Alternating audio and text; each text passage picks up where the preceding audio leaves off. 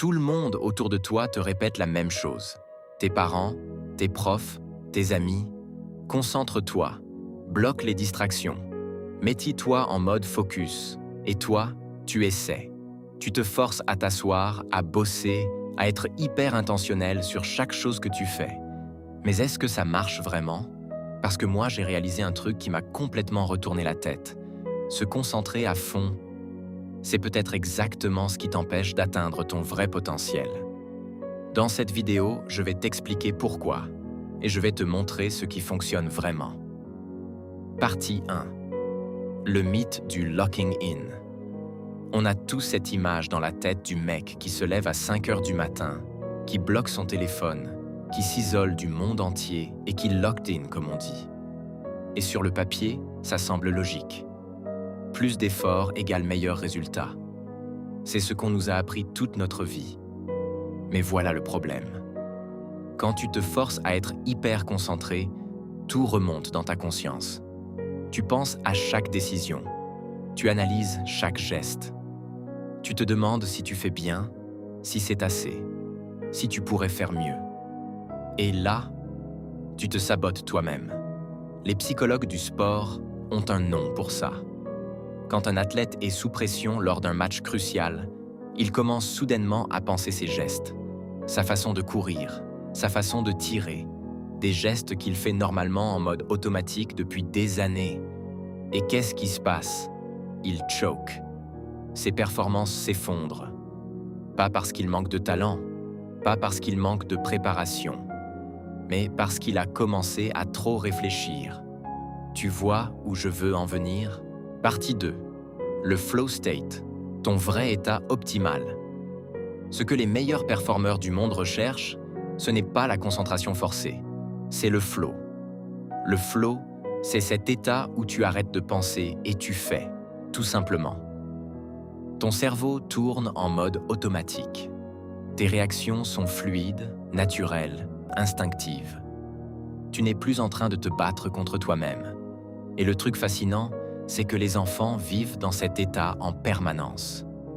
Regarde un enfant qui court. Il ne pense pas à comment poser ses pieds. Il court, c'est tout. Regarde un enfant qui dessine. Il ne se demande pas si c'est beau. Il dessine, c'est tout. Ils ne doutent pas. Ils n'analysent pas. Ils font. Et paradoxalement, c'est dans cet état qu'on performe le mieux. Que ce soit dans le sport, dans le travail, dans la créativité, dans les relations. D'ailleurs, il y a une phrase que j'adore. Elle vient du Christ lui-même. Et elle dit quelque chose comme « Il faut devenir comme un enfant ». Des millénaires plus tard, Carl Jung arrive avec la même idée sous un autre angle. Des cultures complètement différentes, séparées par des siècles, qui arrivent toutes à la même conclusion. Ce n'est pas un hasard. Partie 3. La loi du détachement. Maintenant, je vais te parler d'un concept qui va peut-être te sembler bizarre au début. La loi du détachement.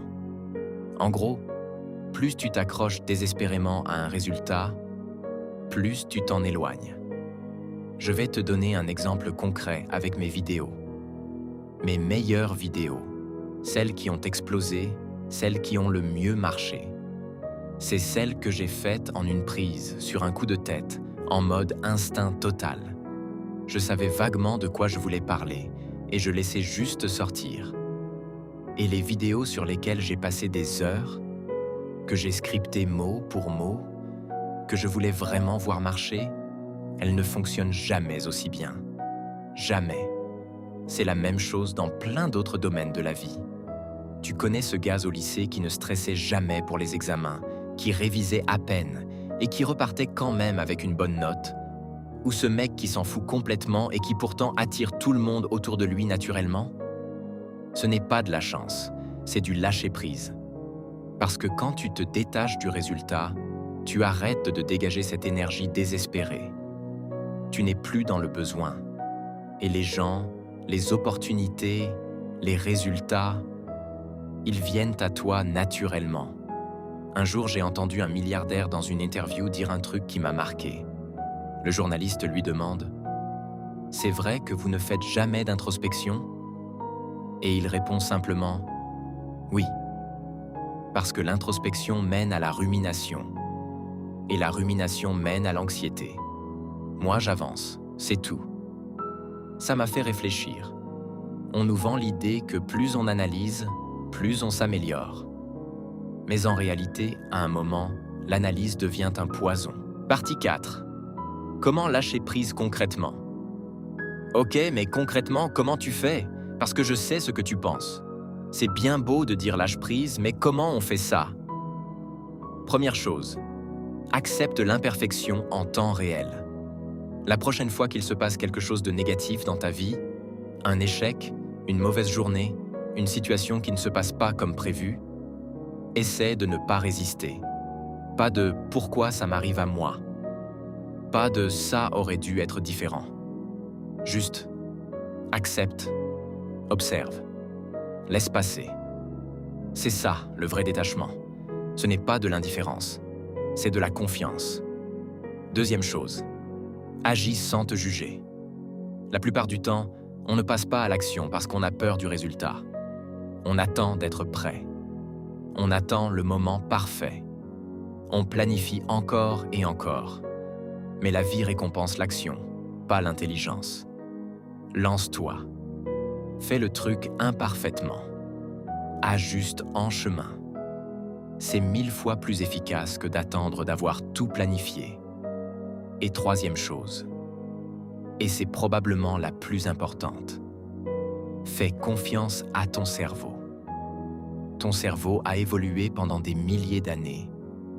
Il traite des milliards d'informations à chaque seconde, dont la grande majorité de façon inconsciente. Il est infiniment plus puissant que ce que tu en perçois consciemment.